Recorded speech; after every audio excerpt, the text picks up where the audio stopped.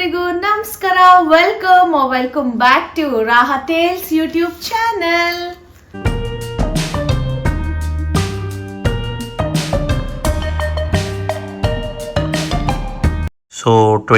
So common question ಇದೆ, ಎಲ್ಲೋದ್ರೂ ಈ ಕ್ವಶನ್ ಇದ್ದೇ ಇರುತ್ತೆ. ನಾನು ಹೇಳ ಏನ್ ಕೇಳಕ್ ಹೊರಟಿದ್ದೀರಾ ಅಂತ. 2026 ನ್ಯೂ ಇಯರ್ ರೆಸಲ್ಯೂಷನ್ ಏನು? ಎಸ್, ಕಡಕ್. Okay fine. ರೆಸಲ್ಯೂಷನ್ ನಂದು ಏನಪ್ಪಾ ಅಂದರೆ, ಮುಂದಿನ ವರ್ಷಕ್ಕೆ ಇನ್ನು ತುಂಬ ಟೈಮ್ ಮ್ಯಾನೇಜ್ಮೆಂಟ್ ಸ್ಕಿಲ್ಸ್ನ ನಾನು ಇಂಪ್ರೂವ್ ಮಾಡ್ಕೋಬೇಕು ಅಂದ್ಕೊಂಡಿದ್ದೀನಿ. ಈಗ ಆಲ್ಮೋಸ್ಟ್ ನಾನು ಮಾಡ್ಕೊಂಡಿದ್ದೀನಿ, ಬಟ್ ಇನ್ನೂ ಜಾಸ್ತಿ ಮಾಡ್ಕೋಬೇಕು. ಇವಳು ಮಲ್ಕೊಂಡಾಗ ಫ್ರೀ ಟೈಮಲ್ಲಿ ಎಡಿಟಿಂಗ್ ಮಾಡ್ತಾ ಇದ್ದೀನಲ್ವಾ, ಸೊ ಇನ್ನೂ ನಾನು ಸ್ವಲ್ಪ ಬೇಗ ಎದ್ದು, ಈಗ ಆಗ್ತಾ ಇಲ್ಲ ಬಿಕಾಸ್ ಬೇಬಿ ಇರೋದ್ರಿಂದ. ನಾನು ಎದ್ಬಿಟ್ರೆ ಅವಳು ನನ್ನ ಹಿಂದೆನೇ ಎದ್ಬಿಟ್ಟಾಳೆ. ಅವಳು ಬೆಳಗ್ಗೆ ಬೇಗ ಎದ್ರೆ ಗೊತ್ತಲ್ಲ, ಡೇ ಫುಲ್ ಅವಳು ಕ್ರ್ಯಾಂಕಿ ಆಗಿರ್ತಾಳೆ. ಸೊ ಅವಳಿಗೆ ಒಂದು ಸ್ಟ್ರೆಚಲ್ಲಿ ಸ್ಲೀಪ್ ಬೇಕೇ ಬೇಕು. ಸೊ ನಾನು ಅವಳ ಜೊತೆ 9 o'clock ತನಕ ಮಲ್ಕೊಳ್ಳೇಬೇಕು. ಸೊ ಹಾಗಾಗಿ ನನಗೆ ಈಗ ಟೈಮ್ ಪಿಕಪ್ ಮಾಡೋಕ್ಕೆ ಆಗ್ತಾ ಇಲ್ಲ. ಸೊ ನೆಕ್ಸ್ಟ್ ಇಯರಲ್ಲಿ ನಾನು ಟೈಮ್ ಪಿಕಪ್ ಮತ್ತು ಟೈಮ್ ಮ್ಯಾನೇಜ್ಮೆಂಟು ಎಲ್ಲ ಇನ್ನೂ ಇಂಪ್ರೂವ್ ಮಾಡ್ಕೋಬೇಕು ಅಂದ್ಕೊಂಡಿದ್ದೀನಿ. ಅಮೇಝಿಂಗ್. Thank you. ಸೌಂಡ್ ನೀನು ಹಾಕೋದ್ ಬದಲು ನಾನೇ ಹೇಳ್ಬಿಡ್ತೀನಿ. Thank you. ಎಡಿಟಿಂಗ್ ಕಮ್ಮಿ ಆಯಿತು, ನನಗೆ ಸ್ವಲ್ಪ ತಲೆ ಬಿಸಿ ಕಮ್ಮಿ ಆಯಿತು. Wow. Yes. So next question ಬಂದು, how do you stay motivated all the time? ಅಂದರೆ ನಿಮಗೆ ಯಾವಾಗಲೂ ಅಷ್ಟೇ ಜೋಶ್ ಇರುತ್ತೆ ಮಾತಾಡೋಕ್ಕೆ, ಹೆವಿ ಮಾತಾಡ್ತಿರ್ತೀಯ, ಹೆಂಗೆ ಏನು? ಕೆಲವ್ರಿಗೆಲ್ಲ ಕ್ಯಾಮ್ರಾ ಮುಂದೆ ಇಟ್ಟ ತಕ್ಷಣ ಸ್ವಲ್ಪ ಕಟ್ಟಾಗುತ್ತೆ ಫ್ಲೋ. ನಿಂದು ಕಟ್ಟೆ ಆಗಲ್ಲ, ಇನ್ನೂ ಜಾಸ್ತಿ ಆಗುತ್ತೆ ಫ್ಲೋ. ಹೆಂಗೆ? ಆ್ಯಕ್ಚುಲಿ ನಾನು ಕ್ಯಾಮ್ರಾ ಮುಂದೆ ಅಲ್ಲ, ಕ್ಯಾಮ್ರಾ ಹಿಂದೆನೂ ಹಾಗೇ ಇದ್ದೀನಿ ಆಯಿತಾ. ಅದು ನನ್ನ ಕ್ಲೋಸ್ ಸರ್ಕಲ್ ಇರೋರು ಸ್ವಲ್ಪ ಮಾತು ಜಾಸ್ತಿ, ಹಂಗಾಗಿ ಅದೇ ಇಲ್ಲೂ ಕಂಟಿನ್ಯೂ ಆಗ್ತಿದೆ. ನಾವು ಇವಾಗ ಯಾವುದೇ ಫಂಕ್ಷನಿಗೆ ಹೋಗಲಿ, ಅಲ್ಲಿ ಎಲ್ಲ ನಮ್ಮ ರಿಲೇಟಿವ್ಸು, ಕಸಿನ್ಸು, ರಾಹ ಬಾಯಿಲಿ ನಿನ್ನ ಬರೀ ಟಿ ವಿಲಿ ನೋಡೋದೇ ಆಯಿತು, ರಿಯಲಾಗಿ ನಾವು ಎತ್ಕೋಬೇಕು ಬಾಯಿಲಿ ಅಂದಾಗ ಎಷ್ಟು ಖುಷಿ ಆಗುತ್ತೆ ಅಂದರೆ ತುಂಬಾ ಖುಷಿ ಆಗುತ್ತೆ. ಆ್ಯಂಡ್ ಪ್ರತಿಯೊಬ್ಬರು ಎಷ್ಟು ಸಪೋರ್ಟಿವ್ ಆಗಿದ್ದಾರೆ, ಎಷ್ಟು ಎನ್ಕರೇಜ್ ಮಾಡ್ತಾ ಇದ್ದಾರೆ ಅಂದರೆ, ವಾವ್, ನಾವು ನಿಮ್ಮ ವ್ಲಾಗ್ಸ್ನ ಡೈಲಿ ನೋಡ್ತೀವಿ, ಸಖತ್ತಾಗಿದೆ. ಆ್ಯಂಡ್ ನಮ್ಮ ರಿಲೇಟಿವ್ ಒಬ್ಬರು, ಅವ್ರ ಮೊಮ್ಮಕ್ಕಳು ರಾಹನ್ ನೋಡ್ದಂಗೆ ಊಟನೇ ಮಾಡಲ್ವಂತೆ. ಸೊ ಈ ಥರ ಎಲ್ಲ ಕೇಳಿದಾಗ ನನಗೆ ಇನ್ನೂ ಜಾಸ್ತಿ ವಿಡಿಯೋ ಮಾಡಬೇಕು ಅಂತ ಅನಿಸುತ್ತೆ. ಸೊ ಎಸ್, ಅದೇ ನನಗೆ ಮೋಟಿವೇಟ್ ಮಾಡುತ್ತೆ ಇನ್ನೂ ಜಾಸ್ತಿ ವಿಡಿಯೋಸ್ ಮಾಡೋಕ್ಕೆ. ಸಬ್ಸ್ಕ್ರೈಬರ್ಸ್, ನಾನು 1 mark 2 mark Max 3 mark question ಕೇಳಿದ್ರೆ ನಿಮ್ಮ ಮ್ಯಾಮು 5 ಮಾರ್ಕ್ಸು ಈ ಅಡಿಷನಲ್ ಶೀಟ್ ಪ್ಲೀಸ್ ಅಂತಾರಲ್ಲ ಎಕ್ಸಾಮಲ್ಲಿ, ಇಸ್ಕೊಂಡು ಜೋಶಲ್ಲಿ ಬರ್ದ್ ಆಗ್ತಿದ್ದಾರೆ. ನಾನು ಕ್ವಶನ್ಗಳೇ ಮರ್ತೋಗ್ತಿದ್ದಾವೆ ನೆಕ್ಸ್ಟ್ ಏನು ಕೇಳ್ಬೇಕಂತ. ಅಂದ್ರೇನೆ ಹಾಗಲ್ವಾ, ಏನು ಮಾಡೋಕ್ಕಾಗಲ್ಲ. ನೀವು ಕೇಳೋ ಕ್ವಶನ್ ಅಷ್ಟು ಚೆನ್ನಾಗಿದೆ, ಅದೆಲ್ಲ ಆನ್ಸರ್ ಕೊಡೋಕ್ಕಾಗಲ್ಲ, ಅಷ್ಟು ಬೇಕೇ ಬೇಕು. ಸೂಪರ್. ಸೊ ಈಗೆಲ್ಲ ಆಯಿತು. ಅಶು ಅಂತಿರ್ತೀಯಲ್ಲ, ಅಶುನ 1 ವರ್ಡಲ್ಲಿ ಏನು ಡಿಸ್ಕ್ರೈಬ್ ಮಾಡ್ತೀಯ? ಇದು ಆಕ್ಚುಲಿ ಚೆನ್ನಾಗಿರೋದು. ಕಷ್ಟ 1 ವರ್ಡಲ್ಲಿ ಅಲ್ಲ. ಈಗ ನೋಡಿ ಸಬ್ಸ್ಕ್ರೈಬರ್ಸ್, ಇವ್ರು ಕೇಳಿದ ನಾರ್ಮಲ್ ಕ್ವೆಶನಿಗೆ ನಾನು 10 ಮಾರ್ಕ್ಸ್ ಅಷ್ಟು ಆನ್ಸರ್ ಕೊಟ್ಟಿರುವಾಗ, ಅಶು ಅನ್ನೋ ವರ್ಡಿಗೆ ಒಂದೇ ಒಂದು ವರ್ಡು ಅಂತವ್ರಲ್ಲ, ಹೆಂಗೆ? ಅದಕ್ಕೂ ನಾನು ಶೀಟ್ಸ್ ಬರ್ದು ಹಾಕಬೇಕು. But okay, challenging question. 1 word ಅಂದರೆ ಆಬ್ವಿಯಸ್ಲಿ ಮೈ ವರ್ಲ್ಡ್, ನನ್ನ ಜಗತ್ತು. Wow, amazing. ನಿಜವಾಗ್ಲೂ ಹೇಳ್ತಾ ಇರೋದು ಅಲ್ಲ, ಆಕ್ಚುಲಿ ಅಷ್ಟು ಚೆನ್ನಾಗಿದೆ ಒಂಥರ. ನೀವು ಕೇಳ್ತಿರೋದು ನನಗೆ ಪ್ರತಿಯೊಂದು ಕ್ವೆಶನಿಗೂ very much excited. Next question ಏನು ಅನ್ನಂಗೆ ಆಗ್ತಾಯಿದೆ ನನಗೆ ಇವಾಗ. ನನ್ನ ಕಾಲೇಜಲ್ಲೂ ಇಷ್ಟೊಂದು ಎಕ್ಸೈಟೆಡ್ ಆಗಿ ನನ್ನ ಕ್ವೆಶನಿಗೆ ಆನ್ಸರ್ ಮಾಡಿದ್ನೋ ಇಲ್ವೋ, ಅಥವಾ ಇಷ್ಟು ಅಡಿಷ್ನಲ್ ಶೀಟ್ ಇಸ್ಕೊಂಡು ಬರೆಯೋಷ್ಟು ಅಂತ ನಾನು ಮಾಡಿಲ್ಲ. ಈಗ ಏನೋ ಹೇಳ್ತಾ ಇದ್ದೀನಿ ಅಷ್ಟೇ. ಸೊ ಇವಾಗ 1 ಸಬ್ಸ್ಕ್ರೈಬರ್ ಆ್ಯಡ್ ಆದರೂ 2 ಸಬ್ಸ್ಕ್ರೈಬರ್ 3 4 5ಇಂದ ಎಲ್ಲಿವರೆಗೂ ಬಂದು ನಿಂತಿದ್ದೀರಾ? 966 970 ಸಬ್ಸ್ಕ್ರೈಬರ್ಸ್ ಬೈ ಗಾಡ್ಸ್ ಗ್ರೇಸು. ಏನು ಖುಷಿ ಆಗುತ್ತೆ, ಲೈಕ್ ಆ ಫೀಲಿಂಗ್ ಹೆಂಗಿದೆ? Take us through the journey ma'am. YT studio ಅಂತ ಒಂದು ಆ್ಯಪ್ ಇರುತ್ತೆ ಆಯಿತಾ, ಅದು ನಮಗೆ ವ್ಲಾಗರ್ಸಿಗೆ ಕೊಟ್ಟಿರ್ತಾರೆ ಯೂಟ್ಯೂಬ್ ಕಡೆಯಿಂದ ಒಂದು ಆ್ಯಪ್. ಸೊ ಅದರಲ್ಲಿ ಪ್ರತಿಯೊಂದು ಗೊತ್ತಾಗುತ್ತೆ. ನಮ್ಮ ವ್ಲಾಗ್ ಎಷ್ಟು ಓಡಿದೆ, ಎಷ್ಟು ಜನ ಎಲ್ಲಿ ನಿಲ್ಸಿ ನೋಡಿದ್ದಾರೆ, ಎಷ್ಟೊತ್ತು ನೋಡಿದ್ದಾರೆ, ಡ್ಯೂರೇಷನ್ ಎಷ್ಟು, ಪ್ರತಿಯೊಂದು ಗೊತ್ತಾಗುತ್ತೆ. ಆ ಆ್ಯಪ್ ಓಪನ್ ಮಾಡಿ ನೋಡಿದ್ರೆ ಏನ್ರಿ ರೆಸ್ಪಾನ್ಸು, ಸಖತ್ ರೆಸ್ಪಾನ್ಸು. ನಾನು ನಿಜವಾಗ್ಲೂ ಎಕ್ಸ್ಪೆಕ್ಟ್ ಮಾಡಿಲ್ಲ ಜನ ಅಷ್ಟೊಂದು ಇಷ್ಟಪಡ್ತಾ ಇದ್ದಾರೆ ಅಂತ. ನಮ್ಮ ಶಾರ್ಟ್ಸ್ ಆಗಿರ್ಬೋದು, ವ್ಲಾಗ್ಸ್ ಆಗಿರ್ಬೋದು, family content, daily vlog, travel ಎಲ್ಲದಕ್ಕೂ ಕಮೆಂಟ್ಸ್ ಆಗಿರ್ಬೋದು, ರಿಪ್ಲೈ ತುಂಬಾ ಚೆನ್ನಾಗಿದೆ. ನನಗೆ ಅದೊಂದು ನೋಡಿ ಇಷ್ಟೊಂದು ಇಷ್ಟಪಡ್ತಾ ಇದ್ದಾರಲ್ಲ. ಆಮೇಲೆ ಒಂದೊಂದು ಸಬ್ಸ್ಕ್ರೈಬರ್ಸು ಜಾಸ್ತಿ ಆದಾದಂಗೂ ಆ ಜೋಶ್ ಇದೆಯಲ್ಲ, ಅದು ಹೆಂಗಿರುತ್ತೆ ಎಕ್ಸೈಟ್ಮೆಂಟು ಅಂದರೆ ಲಿಟ್ರಲಿ ಸ್ಟಾಕ್ ಮಾರ್ಕೆಟು ಕೆಸಿನೋ ಇರಲ್ಲ ಅದೇ ಥರ ಎಕ್ಸೈಟ್ಮೆಂಟು, ಥ್ರಿಲ್ಲಿಂಗ್ ಆಗಿರುತ್ತೆ. ಯಾಕಂದರೆ ಅಷ್ಟು ಈಸಿ ಅಲ್ಲ ಯೂಟ್ಯೂಬಲ್ಲಿ ಸಬ್ಸ್ಕ್ರೈಬರ್ಸ್ ಆಗೋದು, ತುಂಬಾ ಕಷ್ಟ. ಸೊ ಅದಾಗುವಾಗ ನನಗೆ ಅಷ್ಟು ಖುಷಿ ಆಗುತ್ತೆ. ಸೊ ಅದೇ ಒಂದು ಮೇಯ್ನ್ ರೀಸನ್ ಅನ್ಬೋದು ನನಗೆ ಮೋಟಿವೇಶನ್. ಡೈಲಿ ಅಂದರೆ ಎಡಿಟ್ ಮಾಡಿ ಮಾಡಿ ವಾರಕ್ಕೆ 2 ಬಿಡೋಷ್ಟು. ಸೊ ನೆಕ್ಸ್ಟ್ ಇಯರ್ ನಾನು ಅಟ್ಲೀಸ್ಟ್ ವಾರಕ್ಕೊಂದು 4 ಬಿಡಬೇಕು ಅಂತ ಅಂದ್ಕೊಂಡಿದ್ದೀನಿ. ಸೊ ನೋಡೋಣ, let's see, hope for the best. Super congrats. Yes, thank you. ಇನ್ನೊಬ್ರು ನೋಡು, ಸ್ಫೂರ್ತಿ ಅಂತ. Ma'am, your editing skills are super. Okay, ನಿಮ್ಮ ವಿಡಿಯೋಸ್ ನೋಡ್ತಿದ್ರೆ ಏನಿದು ಯಾರೋ ಓಲ್ಡ್ ವ್ಲಾಗರ್ ಅನಿಸುತ್ತೆ, ನ್ಯೂ ವ್ಲಾಗರ್ ಅಂತ ಅನ್ಸೋದೇ ಇಲ್ಲ. Okay, thank you so much.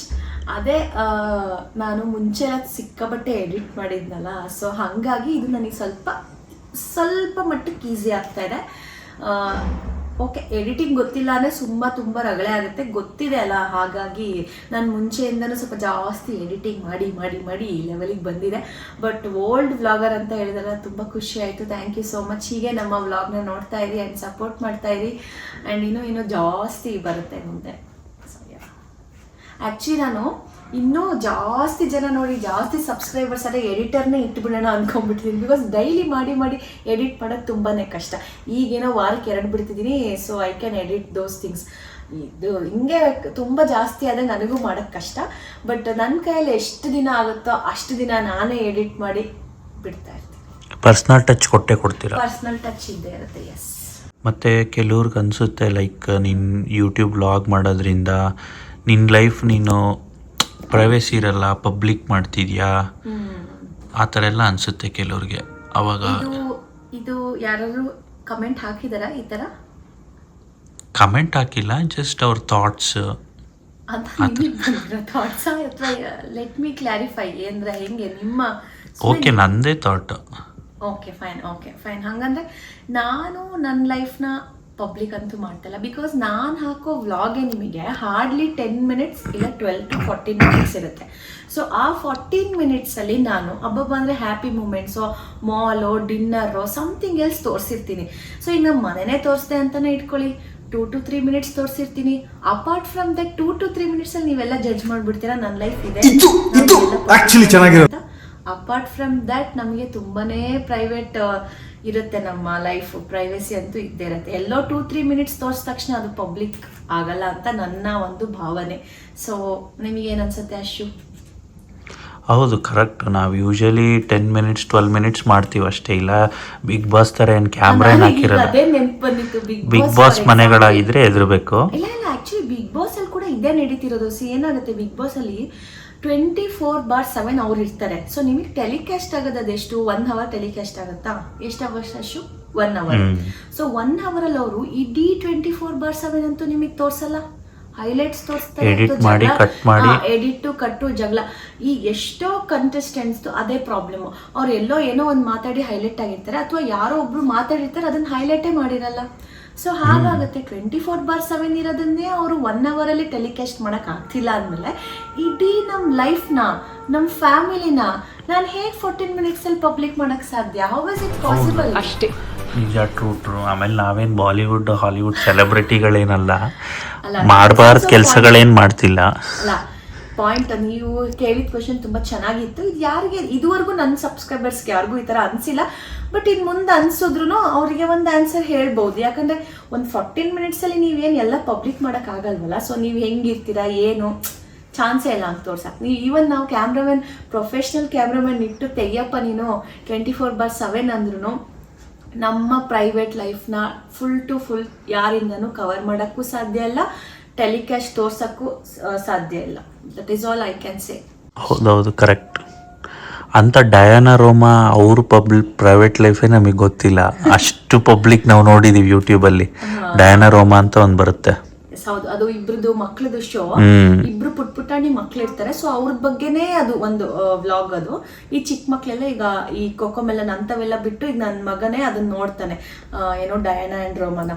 So ಆ ಥರ ಅವ್ರವ್ರ ಲೈಫ್ ಅದು ಜಸ್ಟ್ ಒಂದು 10 minutes ಅಷ್ಟೇ ಆಗಿರುತ್ತೆ, ಅದು ಅವ್ರ ಲೈಫ್ ಆಗಿರಲ್ಲ. ನೋಡು, ನೀವು ಯಾವ ಥರ ನೋಡ್ತೀರಾ ಅದು ನಿಮ್ಮ ಮೇಲೆ ಡಿಪೆಂಡು. ಅದನ್ನೇ ನೀವು ಅವ್ರು ಇದೇನಾ ಅವ್ರ ನಿಜವಾದ ಜಗತ್ತು ಅಂದ್ಕೊಂಡ್ರೆ ಎಸ್, ಅದೇ ಅವ್ರ ನಿಜವಾದ ಜಗತ್ತು. ಅದ್ರ ಬಿಟ್ಟು ಅವ್ರದ್ದು ಭಾಳನೇ ಇರುತ್ತೆ ಜಗತ್ತು. ನೋಡೋರು ಹಂಗೆ ಅಂದ್ಕೊಂಡ್ರೆ ಅದು ನೋಡೋರ್ ಮೇಲೆ ಹೋಗುತ್ತೆ, ಅದು ತಗೊಳ್ಳೋರ್ ಮೇಲೆ ಹೋಗಲ್ಲ. ಹೌದು ಹೌದು ಹುಲಿಯ. So okay, next question. 2026 ಅಲ್ಲಿ ಏನು ಎಕ್ಸ್ಪೆಕ್ಟ್ ಮಾಡ್ಬೋದು ಫ್ರಮ್ ಯೂಟ್ಯೂಬ್ ಚಾನಲ್? ಮತ್ತೆ ನಿಮ್ದು ಏನೇನು ಗೋಲ್ಸ್ ಇದೆ, ವಿಷನ್? ಓಕೆ, ಫಸ್ಟ್ ನಂದು ಬಂದು ಏನಪ್ಪ ಅಂದರೆ, ನಾನು ಯೂಟ್ಯೂಬ್ ಚಾನಲ್ ಸ್ವಲ್ಪ ಸೈಡಲ್ಲಿ ಇಡ್ತೀನಿ. ಸೊ ನಂದು ಪರ್ಸ್ನಲ್ ಎಕ್ಸ್ಪೆಕ್ಟೇಷನ್ ಆ್ಯಂಡ್ ಏನಪ್ಪ ಅಂದರೆ, ನನಗೆ ಫಸ್ಟು ನನ್ನ ಮಗಳು ನನ್ನ ಮಮ್ಮ ಅಂತ ಕರಿಬೇಕು. ಈಗ ಅಮ್ಮ ಅಂತ ಕರಿತಾ ಇದ್ದಾಳೆ, ಅದು ಒಂದೊಂದು ಸರ್ತಿ, ಬಟ್ ಅವಳು ಬಾಯ್ ತುಂಬ ನನ್ನ ಮಮ್ಮ ಅಂತ ಕರಿಬೇಕು. ಹಾಗಾಗಿ I am expecting her to call me mumma. So ಅದು ಬಿಟ್ಟರೆ, ಸೊ ನೆಕ್ಸ್ಟು ಯೂಟ್ಯೂಬು ನಾನು ಇವಳೊಂಚೂರು ನನ್ನ ಬಿಡೋಂಗಾದರೆ, ಅಂದರೆ ಒಂದು ಸ್ವಲ್ಪ ಫೀಡಿಂಗ್ ಗೀಡಿಂಗ್ ಎಲ್ಲ ಬಿಟ್ಟಾದ್ಮೇಲೆ ನಾನು ಕಂಟೆಂಟ್ ಓರಿಯೆಂಟ್ ವ್ಲಾಗ್ಸ್ನ ನಾನು ಮಾಡ್ಬೋದು. ಸೊ ಈಗ ಎಲ್ಲರೂ ಹೇಳ್ತಾರೆ ಪ್ರ್ಯಾಂಕ್ ವಿಡಿಯೋಸ್ ಮಾಡಿ, Q&A. ಆಬ್ವಿಯಸ್ಲಿ ಇವತ್ತು ನಾವು ಕ್ವೆಶ್ಚನ್ ಆ್ಯಂಡ್ ಆನ್ಸರ್ ಮಾಡ್ತಾ ಇದ್ದೀವಿ, ಇವತ್ತು ಟೈಮ್ ಸಿಕ್ಕಿದೆ ಅಂತ. ಸೊ ಪ್ರ್ಯಾಂಕ್ ಎಲ್ಲ ನನಗೆ ತುಂಬ ಟೈಮ್ ತಗೊಳುತ್ತೆ. ಸೊ Q&A ಮಾಡಕ್ಕೆ ತುಂಬ ಸಬ್ಸ್ಕ್ರೈಬರ್ಸ್ ಇಂದನೂ ಡಿಮ್ಯಾಂಡ್ ಇತ್ತು, Q&A ಮಾಡಿ ಮ್ಯಾಮ್, Q&A ಮಾಡಿ ಮ್ಯಾಮ್ ಅಂತ. ಎಲ್ಲ ಲೈವಲ್ಲೂ ಅದೊಂದು ತುಂಬಾ ಹೇಳ್ತಾ ಇದ್ರು. ಸೊ ಹಾಗಾಗಿ ನಾನು Q&A ಮಾಡ್ತಾ ಇದ್ದೀನಿ ಇವತ್ತು ಈ ಒಂದು ವ್ಲಾಗಲ್ಲಿ. ಸೊ ನೆಕ್ಸ್ಟ್ ಪ್ರ್ಯಾಂಕು ಮತ್ತು ಇನ್ನೂ Q&A ನನ್ನ ಫ್ಯಾಮಿಲಿ ಜೊತೆ ಮಾಡೋಕ್ಕೆ ನನಗೆ ಇಷ್ಟ, ಬಟ್ ಅದಕ್ಕೆ ಟೈಮ್ ಆಗ್ತಾಯಿಲ್ಲ. ಬಿಕಾಸ್ ಎಲ್ಲರೂ ಅವ್ರವ್ರ ಕೆಲಸದಲ್ಲಿ ಬ್ಯುಸಿ ಆಗಿರೋ ಕಾರಣ, ನಾವು ಬ್ಯಾಂಗ್ಳೂರು, ಅವ್ರು ತುಮಕೂರು. ಸೊ ಎಲ್ಲರೂ ಒಂದಿನ ಸೇರಿಕೊಂಡು ಮಾಡೋಕ್ಕೆ it takes lot of time ಅನಿಸುತ್ತೆ. ನೀಟಾಗಿ ಎಲ್ಲರೂ ಕೂತ್ಕೊಂಡು ಕೋಆರ್ಡಿನೇಟ್ ಮಾಡಿ ವ್ಲಾಗ್ ಮಾಡೋಕ್ಕೆ it takes lot of time, but definitely ಮಾಡೋಣ. ಸೊ ಅದೊಂದು ಫ್ಯಾಮಿಲಿ ಜೊತೆ ಫ್ಯಾಮಿಲಿ Q&A ಮಾಡುವ. ಓಕೆ, ಸೊ ಫೈನಲಿ ಇವಾಗ ನಮ್ಮ ಹತ್ರ ಪೇಪರ್ಸ್ ಎಲ್ಲ ಖಾಲಿಯಾಗಿದೆ. ನೀನು ಎಕ್ಸ್ಟ್ರಾ ಶೀಟ್ ತಗೊಂಡು ಹೇಳಿ ಒನ್ ಮೂರ್ ಅನ್ಬೇಕು ಅಂತ. ಸೊ ಫೈನಲಿ ಇವಾಗ ಲಾಸ್ಟ್ ಕ್ವಶನ್. ಇನ್ನೂ ಒಂದು ಕ್ವೆಶನ್ ಇದೆಯಾ? Ending note, on an ending note ಇವಾಗ. ಸೊ ಫೈನಲಿ ನಿಮ್ಮ ಸಬ್ಸ್ಕ್ರೈಬರ್ಸ್ಗೆ, ಫ್ಯಾಮಿಲಿ, ಫ್ರೆಂಡ್ಸ್ಗೆ ಏನು ಅಡ್ವೈಸ್ ಮಾಡ್ತೀರಾ ಮ್ಯಾಮ್? ಫಸ್ಟ್ ನನ್ನ ಫ್ಯಾಮಿಲಿ ಆ್ಯಂಡ್ ಫ್ರೆಂಡ್ಸ್, ಸಬ್ಸ್ಕ್ರೈಬರ್ಸ್ ಎಲ್ಲರಿಗೂ thank you so much love, big love. Okay, and ಏನು ಹೇಳ್ತೀನಿ ಅಂದರೆ, ನನ್ನ ಫ್ಯಾಮಿಲಿಗಂತೂ ತುಂಬ ತುಂಬ ತುಂಬ ತುಂಬ ಥ್ಯಾಂಕ್ ಯು ಸೋ ಮಚ್. ನನ್ನ ಫ್ಯಾಮಿಲಿ ಇಲ್ಲದೆ ನಾನಿಲ್ಲ, ಆ್ಯಂಡ್ ನನ್ನ ಯೂಟ್ಯೂಬ್ ಚಾನಲ್ ಕೂಡ ಇಲ್ಲ. ಅವ್ರ ಸಪೋರ್ಟ್ ತುಂಬಾ ಮ್ಯಾಟರ್ ಆಗುತ್ತೆ ನನಗೆ. ಆ್ಯಂಡ್ ಎಲ್ಲರೂ ತುಂಬ ಸಪೋರ್ಟಿವ್ ಆಗಿದ್ದಾರೆ. ಆ್ಯಂಡ್ ನನ್ನ ಫ್ರೆಂಡ್ಸ್ ಎಲ್ಲ ಎಲ್ಲರೂ ತುಂಬ supportive. And mainly when it comes to subscribers, ತುಂಬ ಖುಷಿಯಾಗಿರಿ, ಆರಾಮಾಗಿರಿ, ಚಿಲ್ ಮಾಡ್ಕೊಂಡಿರಿ.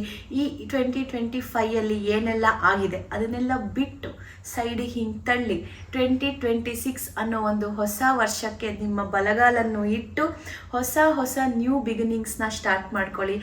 ಏನೇ ಆಗಿರಲಿ ಖುಷಿಯಾಗಿರಬೇಕು. ಇರೋದೊಂದು ಜೀವನ, ಖುಷಿಯಾಗಿ ಮಜಾ ಮಾಡ್ಕೊಂಡಿರಿ ಅಂತ ಹೇಳ್ತೀನಿ. ಆ್ಯಂಡ್ ನನಗೂ ನಮ್ಮ ಪೇಜಿಗೂ ನಿಮ್ಮ ಸಪೋರ್ಟ್ ಹೀಗೆ ಇರಲಿ ಅಂತ ಕೇಳ್ತೀನಿ. ಏನೇ ಆಗಿರಲಿ ಅದೆಲ್ಲ ಒಳ್ಳೇದಕ್ಕೆ ಆಗುತ್ತೆ. ಕೆಟ್ಟದಾಗಲಿ ಒಳ್ಳೇದಾಗಲಿ, ಕೆಟ್ಟದಾಯಿತು ಅಂದರೆ ಮುಂದೆ ನಿಮಗೇನೋ ಒಳ್ಳೇದಾಗ್ತಿದೆ ಅಂತ.